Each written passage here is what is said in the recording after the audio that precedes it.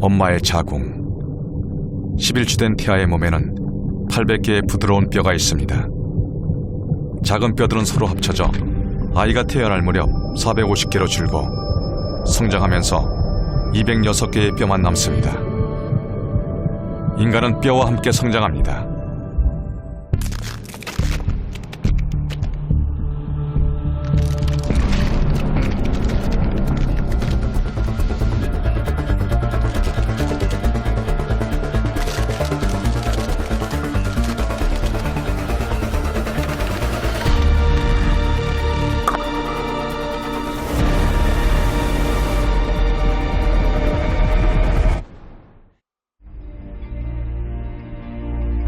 And bones survive, or a year, or even 100 years. Those remains are there for us. People's life history gets translated into their bones, and not only what it can tell us, but what it can tell us about contemporary culture.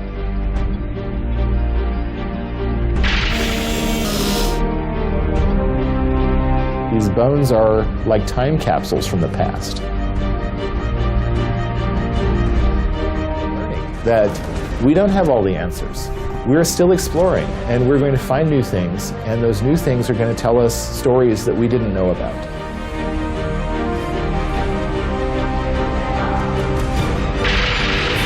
Made up of lots of different species that have existed in the past, lots of different experiments, and here we exist today. Whereas the bone that's inside you is living. And all the way through your life, you write your life into your skeleton.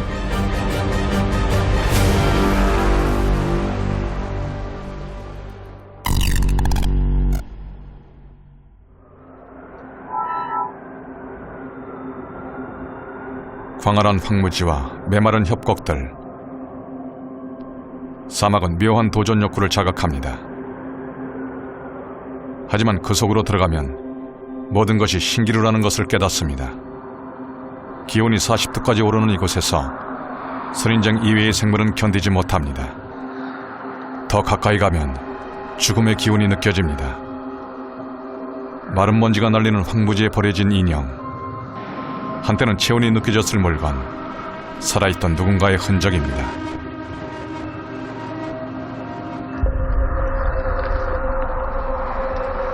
멀지 않은 곳에서 발견된 뼈. 뼈가 남았다는 것은 삶이 다했고 살이 썩어 사라졌다는 것을 의미합니다. 이 사람은 왜 사막에서 마지막 순간을 맞은 걸까요? 미국에는 서부 영화에 등장하던 보안관이 여전히 존재합니다. 시리프라고 불리는 서부의 보안관들은 살인이나 마약 같은 강력 범죄까지 담당하는 막강한 경찰 조직입니다. So, Agent Moore brought to our attention we have a remains recovery, but it looks like we're going to be in this area. Pipeline looks like it goes a couple miles. Do we have any information about from the hikers? 최근 사막에서는 변사체가 발견되는 일이 늘었습니다. How about as a contingency, let's take the UTV, so that'll give us access in case it does the terrain or it's washed out. We can take the UTV to get to this scene. 특수장비로 무장을 하는 이유는 위험을 감수해야 할 상황을 맞을 수도 있기 때문입니다.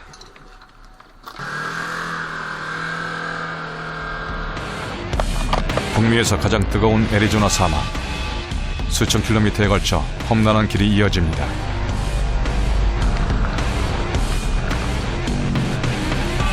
여기를 걸어서 건넌다는 것은 무모한 선택입니다.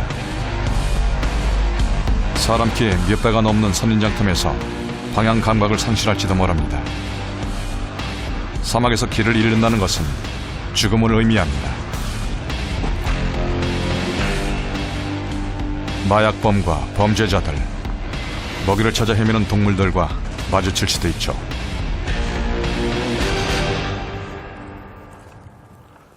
So the lines of animal tracks all the way through here, all the way up and down the desert. 어쩌면 동물들이 이미 시신의 살점을 파먹었을지도 모릅니다. 유해가 발견되면 범죄 수사 현장을 조사하듯 접근합니다. 현장에서 얻을 수 있는 죽음과 관련된 모든 정보를 기록해야 합니다. Keep checking the area. Oh, right here. Okay. Right there. Any stack of those? 시신은 이미 백골화가 진행된 상태였습니다.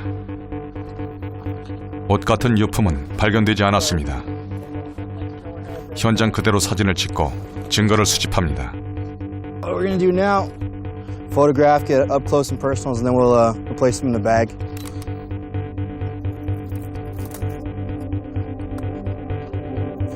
So we'll start with the skull first, because like I said, that's gonna be the most obvious way to tell if there's any signs of trauma, any signs of foul play, anything along those lines.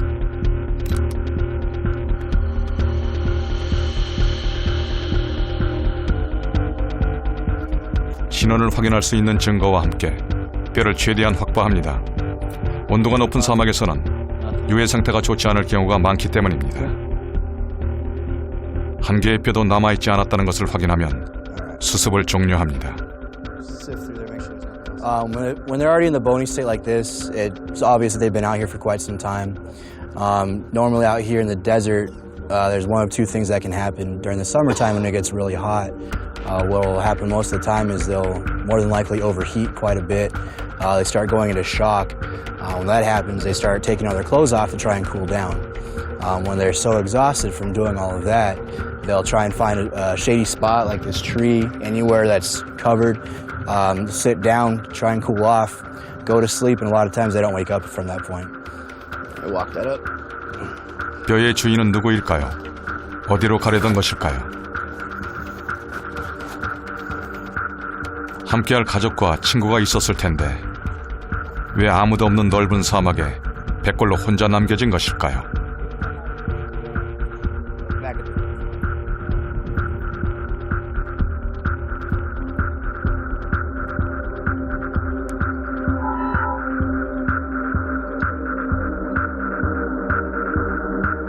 애리조나 사막에서 발견되는 시신이나 뼈는 대부분 멕시코 사람들입니다.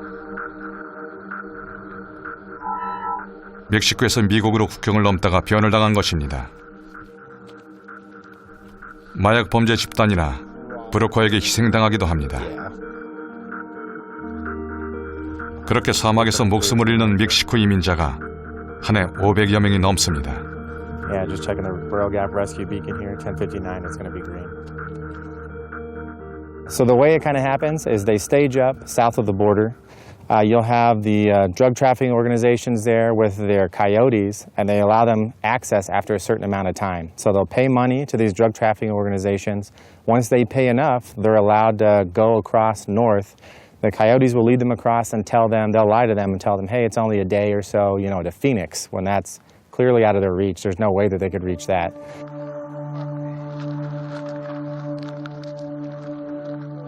며칠째 사막을 걷는 남자와 아이가 있습니다. 희망의 나라로 향하는 길. 그러나 신기루였습니다. 물과 식량은 떨어진 지 이미 오래.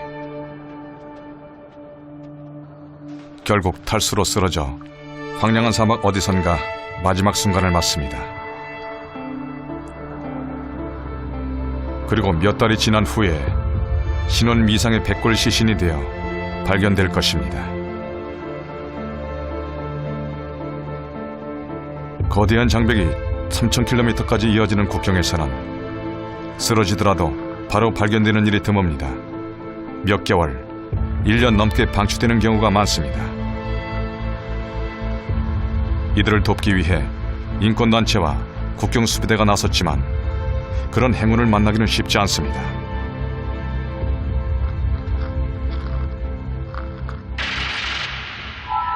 애리조나 사막에서 발견되는 뼈나 변사체는 대학의 인류학 연구소나 검시관 사무소로 옮겨집니다.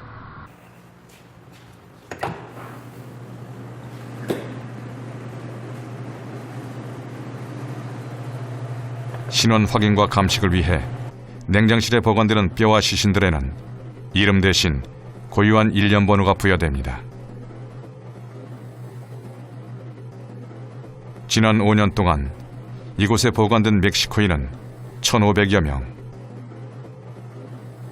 법의학 용어로 신원 미상자를 뜻하는 존도로 기록됩니다. So you can see this person has been out in the desert years, 2 or 3 years at minimum, maybe much longer. Animals have cracked the bone open, chewed off the face.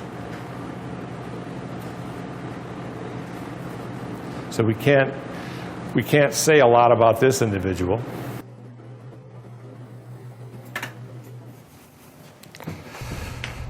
이곳에서 확인할 수 있는 것은 유류품으로도 이들이 누구인지 알 수 없다는 사실입니다. And you can see a typical finding is a cell phone, smartphone, earbuds, charger. That's a Mexican coin. Doesn't mean the person was Mexican, but probably traveled through Mexico to get that coin. But so far, and this person would have been found in August or September of last year. So far, we don't know who he is. Then it looks like maybe a photo of I can't tell, is that a woman? A woman's face, perhaps? So that could be his wife, his mother, somebody in a photograph in his wallet. 아무것도 없는 희생자에게 기대할 수 있는 마지막 가능성은 뼈입니다. 뼈에서 DNA를 추출해 분석하는 것이죠. 되도록 오염되지 않은 깨끗한 표본을 채취해서 DNA 연구소에 보내면 몇 달 후 결과를 얻을 수 있습니다.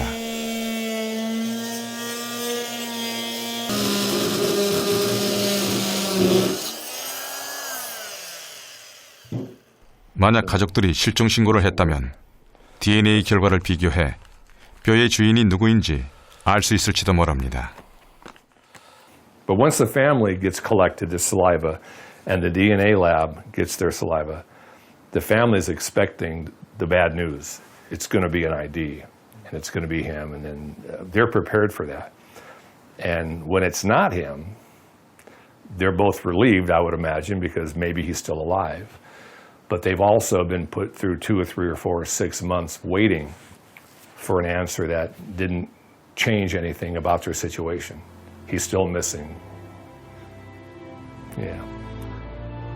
안타깝게도 그날 사막에서 발견된 뼈도 여전히 신원 미상으로 남아 있습니다. 언젠가 이름 없는 뼈들을 위한 묘지에 묻힐지도 모르겠습니다. 이름 없이 남겨지는 뼈들은 이곳만의 문제는 아닙니다. 전쟁, 학살, 재난 현장 등 세계 곳곳에서 지금 이 순간에도 일어나고 있습니다.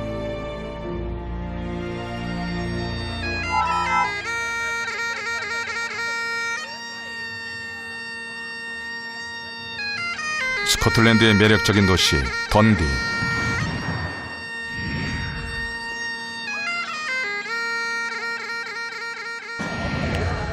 이곳에서도 죽음을 일상처럼 접할 수 있습니다.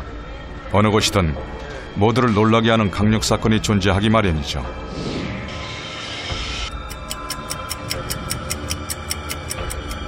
오랜 시간이 지나도 해결되지 않는 미제 사건을 영국에서는 콜드 케이스라고 부릅니다. 짙푸른 초원이 펼쳐져 산책것으로 자주 이용되는 코스토핀 언덕. 2013년 6월 이곳에 조용하던 일상이 깨집니다. 평소처럼 자전거를 타고 가던 한 남성이 인적 드문 나무 아래에서 뼈가 드러난 변사체를 발견한 것입니다.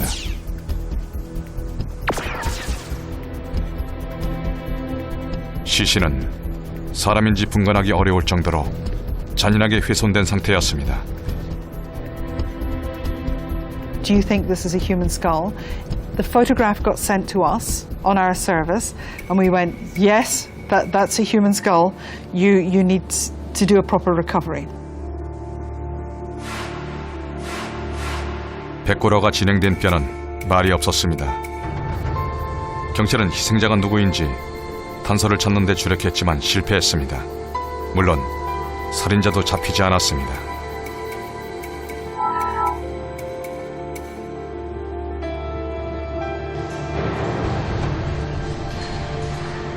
경찰은 세계적인 법의 인류학자 수블렉 교수에게 사건을 의뢰했습니다. that the body was not in one piece. The body was in several pieces. So the body had been dismembered. And dismemberment is an area in which we have an expertise.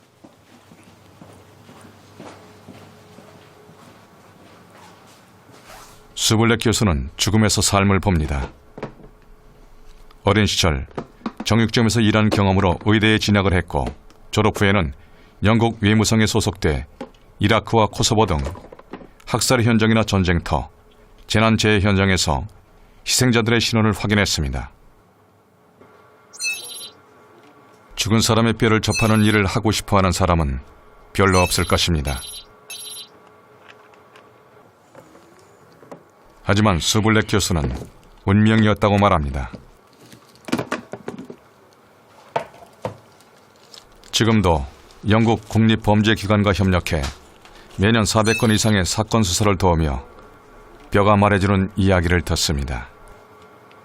So there's everything so precise and clinical in a butcher shop that when you put your knife into a certain part, you know what you're going to cut out, you know what the bone's going to look like. There's a certainty.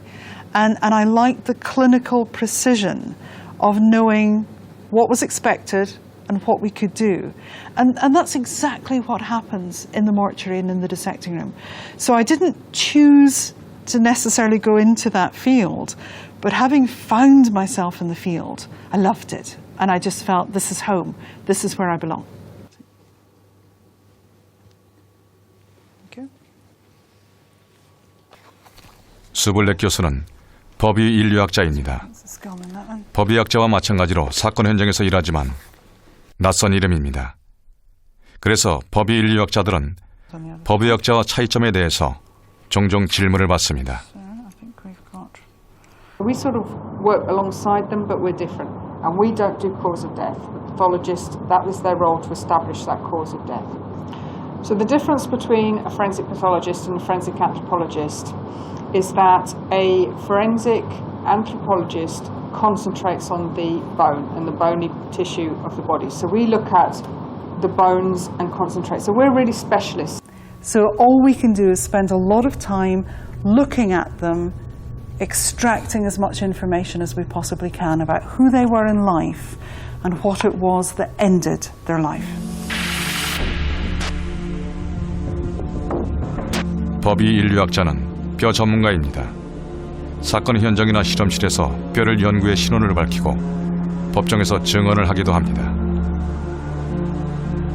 We rarely forget any of our cases, is the honest truth.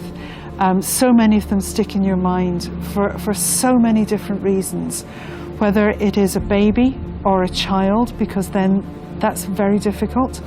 When it is a body that you're trying to find because you know somebody's missing and you've not been able to find them. When it is a body that is found but you're not able to identify who they are. Whether it's a dismemberment case, whether it's a burning case, all of these are very, very different. And each one of them is important because they matter to somebody. 뼈는 목격자입니다. 조용히 많은 것을 말해줍니다. 2001년 영국 런던 시내의 민박집 벽장과 요크시의 길가에 버려진 가방 안에서 각각 변사체가 발견됐습니다. 수블렉 박사는 희생자들이 누구인지 밝혀야 했습니다. She was, I think, 21 or 22 years of age, and I believe she was Korean, and I think she was South Korean. And she had been studying in France with her colleague, her friend. And they had come over to the UK to be tourists, and they had a landlord. And the landlord had tortured them, and he had tortured them until they released the number for their bank account so that he could clear out their bank account. And then he murdered them. 미제로 남을 뻔했던 사건. 그런데 뼈를 분석해 희생자들이 20대 중반의 아시아계 여성이라는 사실이 드러났고 수사를 통해 살인범으로 밝혀진 민박집 주인은 무기징역을 선고받았습니다. 억울하게 죽은 희생자를 대신해 진실을 말해준 것은 말이 없는 뼈였습니다.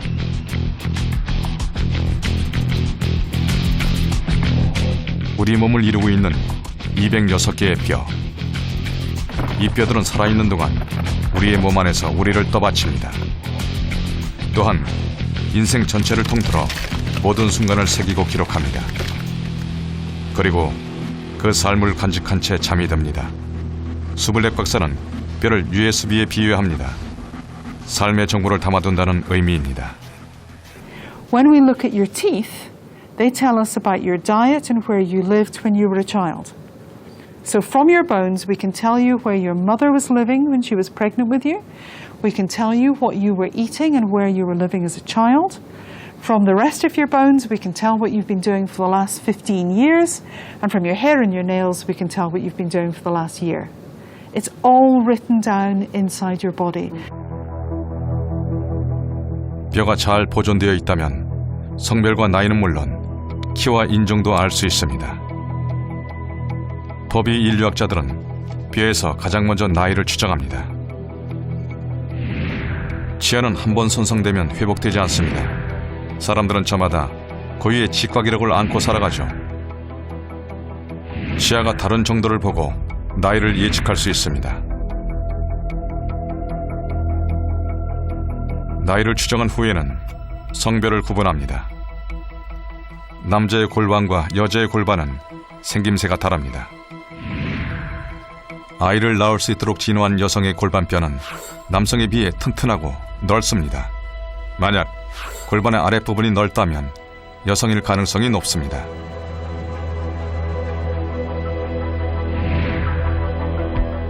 얼굴은 인간의 몸에서 가장 환경의 영향을 덜 받는 부위죠. 인종을 구분할 때 머리뼈를 많이 이용하는 이유입니다. 유럽인은 머리뼈가 긴 것이 특징이고 아시아인은 광대뼈가 양옆으로 넓고 돌출된 것이 전형적인 특징입니다.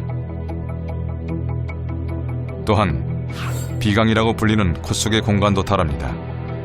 삼각형 모양이면 유럽인, 타원형이면 아시아인일 가능성이 크죠. 키는 팔다리뼈의 길이와 비례합니다. 대체로 허벅지 다리뼈의 길이에 상관계수를 곱하면 신장을 가늠할 수 있습니다. 태어날 때 여러 개의 작은 조각들로 존재하는 뼈는 성장하면서 하나로 붙습니다. 뼈로 나이를 추정할 수 있는 이유입니다. And our job is to be able to read the book, read the narrative, read the story, and see if there's enough information in there that allows us to say, who was this person when they were alive? 만약 범죄 사건에 연루되어 있는 경우라면 뼈를 분석해서 마지막 순간 사망한 원인을 알아낼 수도 있습니다. So this is a bullet entry. So that's the point where the bullet went in, and this is the point where the bullet came out. So we have an entry wound and an exit wound, and that allows us to identify what the trajectory is. So it's come in here, and it's come out here. The entry wound, you can see, is much cleaner and much smaller, and the exit wound is much bigger and much messier because of the force of the bullet coming out, of the explosion as it comes out through the bone. This is a machete wound. So this is a sharp force trauma. You can see where the blade would have been, which is in the middle, and it's caused the fracturing around either side. Now that wouldn't have killed him. Probably what they did with the machete afterwards is probably what